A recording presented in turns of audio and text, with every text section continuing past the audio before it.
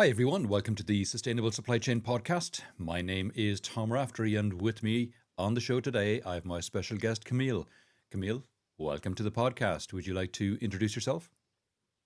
I'd love to. Thank you, Tom. First and foremost, thank you so much for having me. I've been very excited to have this conversation. I'm Camille Manso. I am a partner at a firm called Silicon Foundry.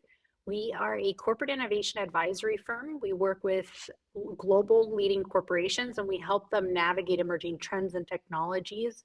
We mostly do this to help them solve some of their biggest problems by pairing them with the right startups. So, as you can imagine, we get a lot of requests these days around AI. So, I'm sure that'll be a topic that comes up. But we work with large corporates, including those who are in logistics and CPG and retail, oil and gas, so pretty much across industries. I've been with the firm for about 3 years now, but prior to that, I was a corporate attorney. So we can also delve into some of the dynamics between my experience in law and helping navigate the different incentives that drive corporate decision making, as well as the startups that I worked with while representing them. Okay, interesting. There's got to be a story there. How the shift from corporate attorney into SI Foundry? Ooh, that's a long story. I'm not sure we'll have enough time to dig into today, Tom, but the long and short of it is pretty much I spent a lot of time doing M&A and private equity transactions and saw that the common denominator in the deals that I really enjoyed was really around tech and innovation. And then by process of elimination, realized it was less about the types of deals and more about just the practice of law and really wanting to be more closer to where the innovation was happening and working with corporates and startups to help connect those dots on the earlier side of things rather than when we're working on papering them in the legal transactions. Okay, fair enough. That was the short of it, definitely. um, how I'm assuming what happens, and correct me if I'm wrong, but I'm assuming what happens is you have corporate clients and then they come to you with a problem and you say, I know just the startup you need to talk to. So, how do you go around finding those startups to connect to the corporates, or are the startups the clients as well, or how does all that work? Excellent question. So really the magic behind what we do is where we sit in the innovation ecosystem. So really being at the center. We are constantly interacting not only with startups and other large corporates, but also VCs, academics. So really sitting at the heart of the innovation ecosystem. Who we work with are the large corporates. Now, that doesn't mean that these startups aren't constantly seeking to have conversations and understand what we call kind of these demand signals, right? They want to make sure that the problems that they're solving are ones that need to be solved by some of the largest enterprises. Sure. So, some of this is actually proactive and some of it is reactive. So, in your example, we may get a request from one of our large corporates saying, hey, we're trying to solve X, Y, and Z within warehousing. Can you help us find the right startup? Knowing our priorities, our tech capabilities, our risk appetite, and a number of other factors that are very specific to that large corporate. And then in some cases, it's actually we're out in the field talking to founders, which is probably one of the most exciting Cool. aspects of what we do. And we say, hey, this may not be a really obvious fit. It might be a financial services company, but it could be really strongly aligned with a specific interest area or strategic focus area of one of our other corporates. And so Okay. we'll bring that to them as well proactively. Okay, great. And this is the Sustainable Supply Chain Podcast. Are you seeing a lot of interest from your corporate customers or your startups in sustainability? How does all that work? Absolutely. So I would say about over 50% of our work to date has been revolving around the topic of sustainability. And it may be, directly related to sustainability. Hey, we're trying to reduce our carbon emissions, or it may be something that does go towards progressing sustainability. So, returns and reverse logistics is a really hot topic right now as well, especially with the rise of e-commerce. And returns are very much tied to waste and if we can reduce the level of returns, that's something that definitely helps with sustainability initiatives as well. And why that increased importance of sustainability for your clients and for the startups? Is it customer led? Is it shareholder led? Is it investor led? Is it, where is it coming from? All of the above. I would say one of the key drivers, and excitingly, one of the key drivers is that this is consumer demand preferences changing. So you're seeing, upwards of 60% of Gen Z and millennials say that they would go with a brand that they believe are more sustainable in their practices and the materials that they use. So there are, purchasing decisions being made with sustainability in mind at a level that we haven't seen before. And that really drives a lot of brands to think more deeply about how they're going to change their products and how they're going to meet these customer demands, right? Because that's where the revenue lies. Okay. And it's got to be challenging because I've worked in startups and I've worked in large companies like SAP, and the philosophies tend to be quite different between them. So, how well do they play together? This is such a fantastic question, and one that pretty much defines our existence, because we did see that this is a, a big pain point on just the translation between the startup speak and corporate speak. They do operate at very different risk levels, as well as who they report to, right? You made the comment about investors. The investor base of a startup has very different expectations around what the startup will do and at what timeline versus, public shareholders, right? Yeah. And so just ensuring that you're operating in a way that is keeping in mind the demands and expectations of your investors. We also have things like, going to the comment on risk appetite and agility. Really, startups are able to pivot pretty quickly, and that's the beauty of them, and why we really encourage large corporations to partner with startups, because these are some solutions that can rapidly change. Emerging technologies, AI yesterday was not the same as it is today, and it's constantly evolving, and the developments make yesterday's chat gpt tool irrelevant when they launch a new one, right?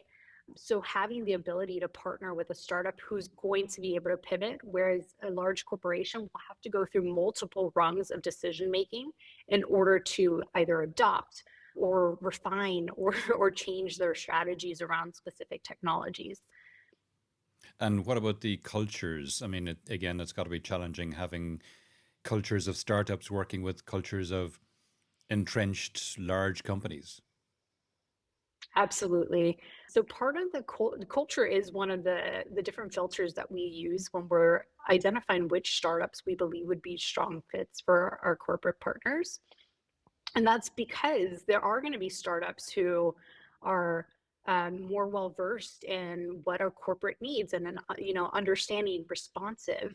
And then on the corporate side, you need to have the right champions, right? And Mm. so with that, you have champions, and if you dig a layer deeper, you have incentives. So if we think about how can a corporate really embrace innovation, oftentimes we're talking more about, like, what are your KPIs across your BUs in order to incentivize them to want to engage with startups, right? It is risky business. There are not necessarily immediate results.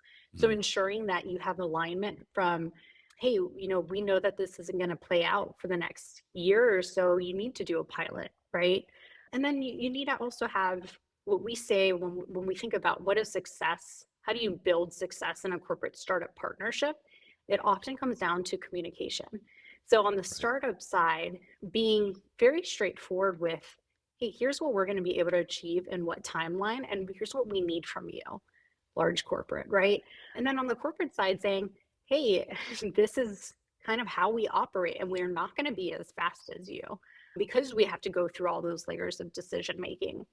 And so that's part cultural, part more the structural aspects, governance aspects of each of a startup and a corporate, but all things you need to keep in mind if you're really trying to drive a successful partnership across the two very different groups.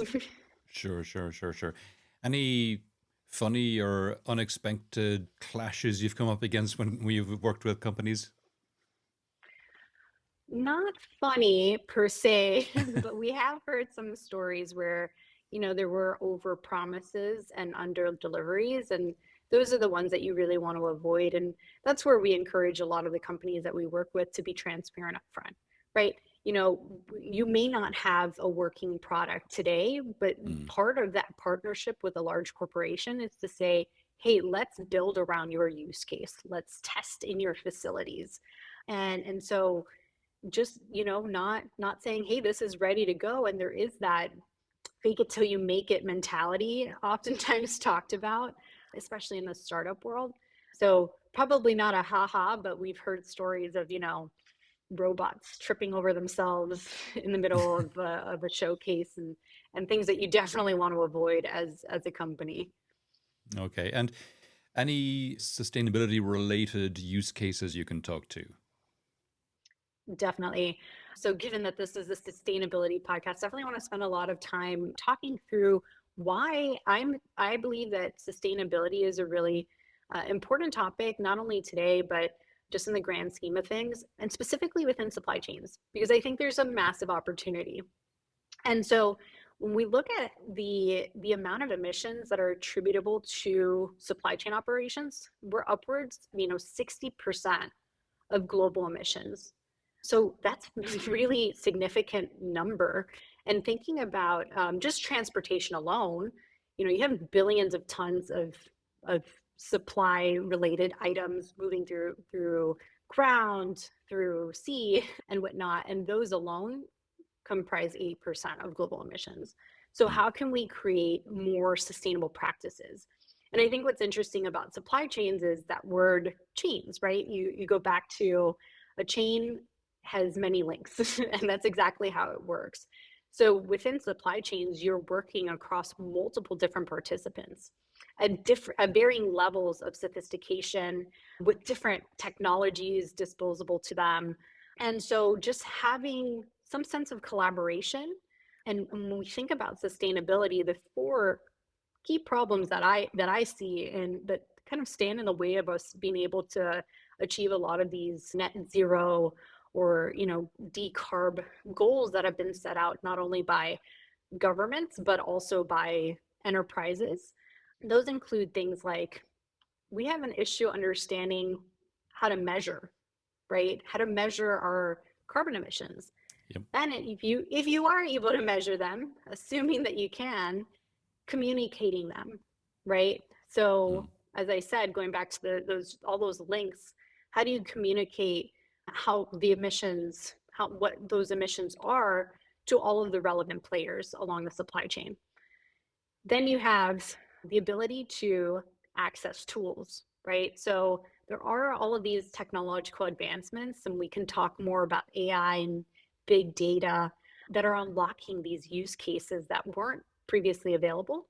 Yet those tools aren't going to be affordable to, maybe some manufacturers, some smaller shippers that are further upstream in the supply chain.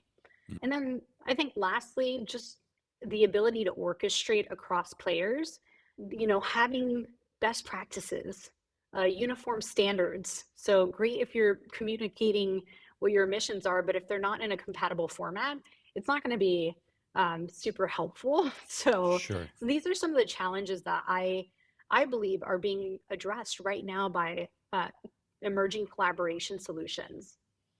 Okay. And any success stories you can talk to?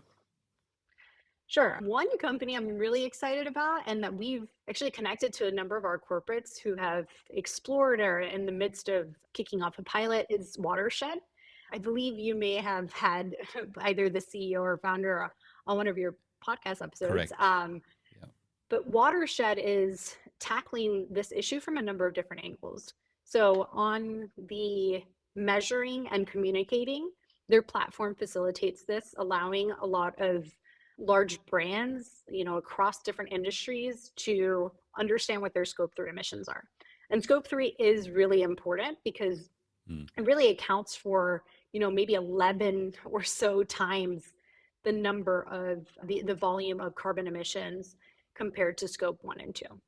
So Right. really having a grasp of what are those scope three emissions so that we can begin to address them.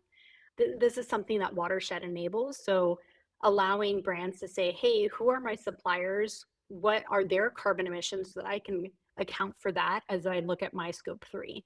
And then allowing for simulations. That one's a really neat tool that Interesting. I think resonates with a lot of corporates. It's not just, hey, here's the information, but let's think about what you can do about it, right? If you are to change one of your suppliers or one of your materials, how can that impact, doing a scenario analysis, how can that impact your emissions and get you closer to achieving your goals? And then one of the other legs is actually helping you reduce emissions. So being a climate platform, they allow you to buy offsets, buy credits directly from a direct air capture solution that they've partnered with, for example. And then I guess the last really neat thing that they do is around getting the consumer involved. So Okay. DoorDash, for example, is one of their customers, and they have worked with DoorDash to allow not only the insight into what are the carbon emissions per delivery, but allows the consumer to offset those emissions Right. when you order your food, right? So as a consumer who is worried about my carbon footprint, this is just such a seamless way to go about reducing that. Interesting. And you mentioned then the use of big data, for example, and AI. And how are those technologies helping customers, with their sustainability initiatives? Yes, great question. So I'd say AI and big data have, especially over the last year or so, with respect to AI, have been all the rage. So Mm. why? Because we have all of this data that we've been accumulating across enterprises, across functions, and now we have the tool to do something with it, right? So Sure. Mm. AI, these LLMs are being trained on massive amounts of data to deliver insights that can really help businesses transform their operations. So some really exciting use cases that again go towards sustainability initiatives are route optimization, right? If you can optimize your routes and drive fewer miles, that makes a big difference across multiple companies, multiple logistics providers. You also have things like supply chain visibility that are made Hmm. possible and really advanced through AI. Supply chain visibility gives you the ability, similar in some ways to what I was mentioning earlier with Watershed, but the ability to say, hey, if there's a major disruption, right? Take the bridge collapse that occurred recently. How is that going to impact my supply chain?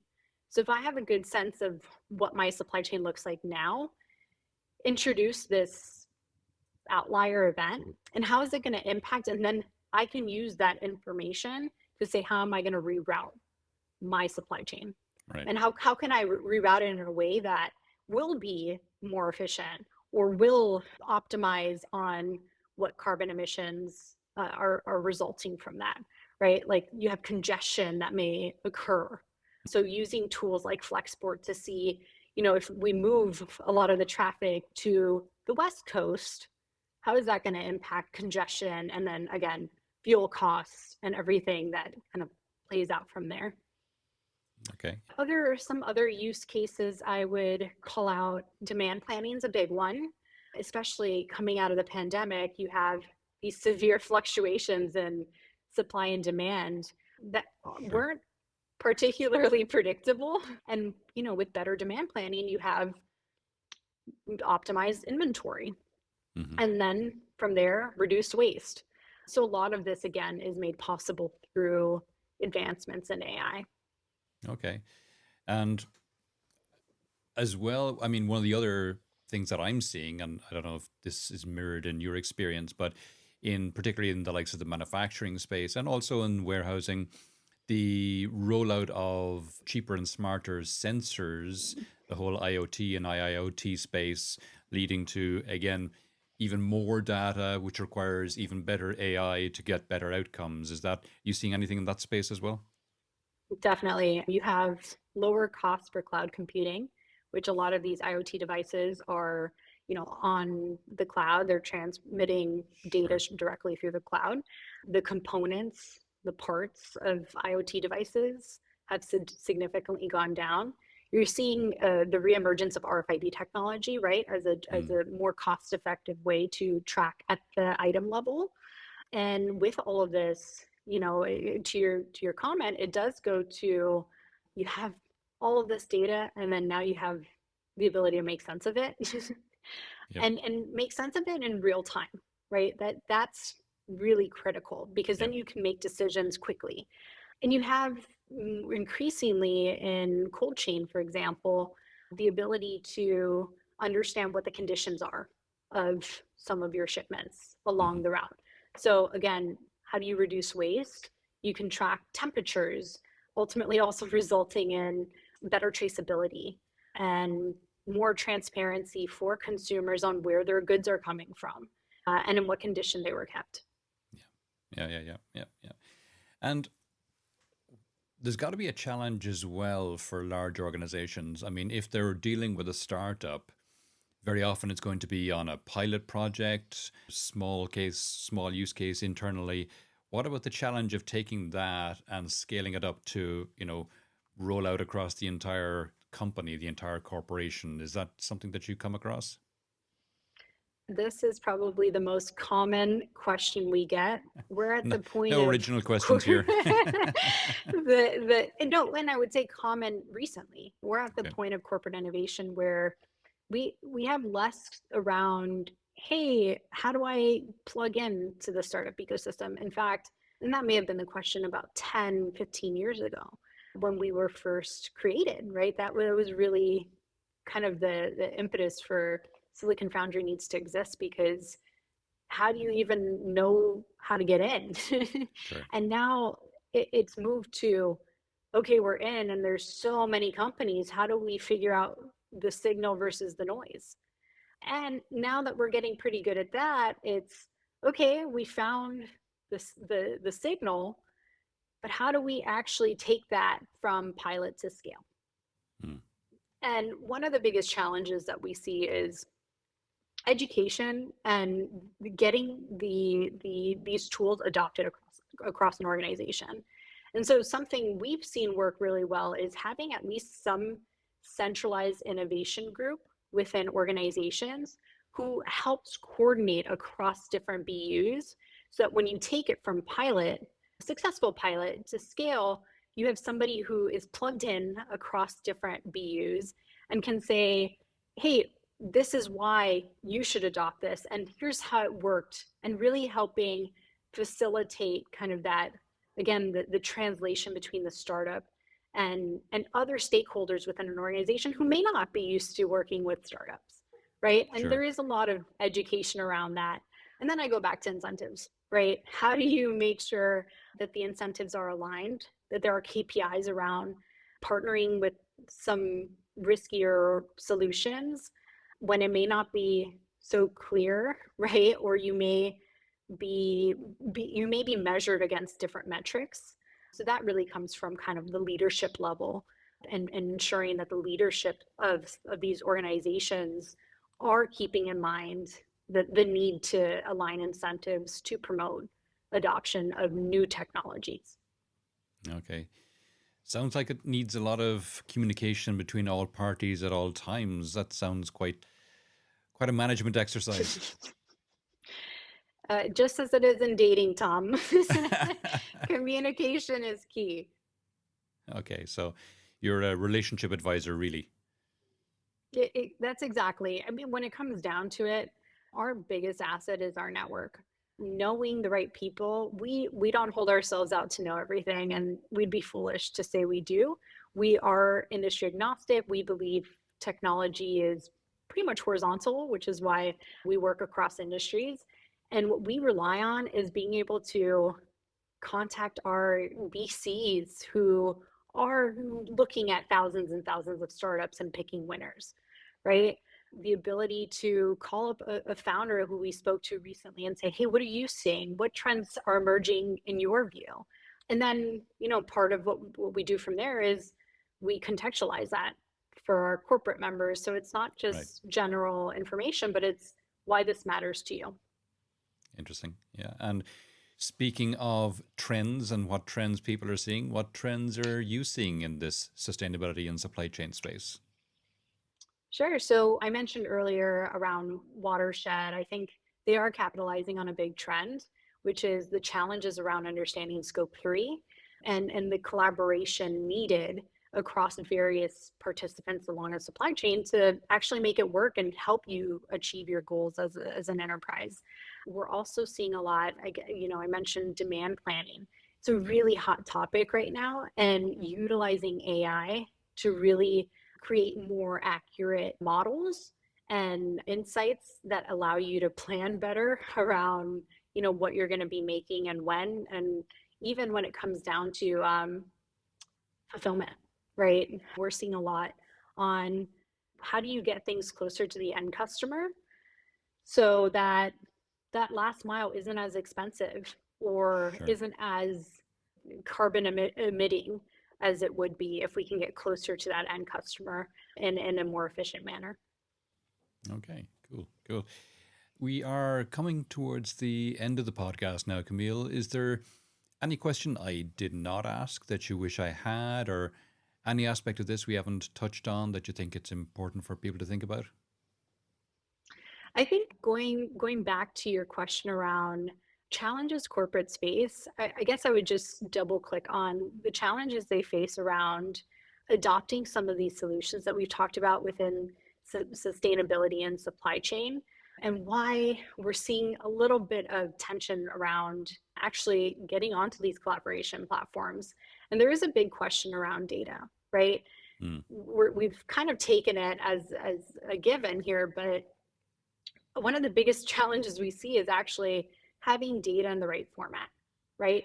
Even within organizations, we're hearing a lot of great, we're saying all of these things about the valuable data we have, but do we have it in a valuable format? Structured versus unstructured. And oftentimes within very large organizations, the data lives in silos, right? right. Yeah. Yeah. So even if we were to get that in a format where it is usable and it is helpful, you hear bad data in, bad output with AI, which is very real. Assuming we can have the data in a manner that makes sense. Now, why why give that off to a collaboration platform? Why give away your data? And so this is a big question that needs to be addressed on, that first mover. If I give my data first, am I the loser?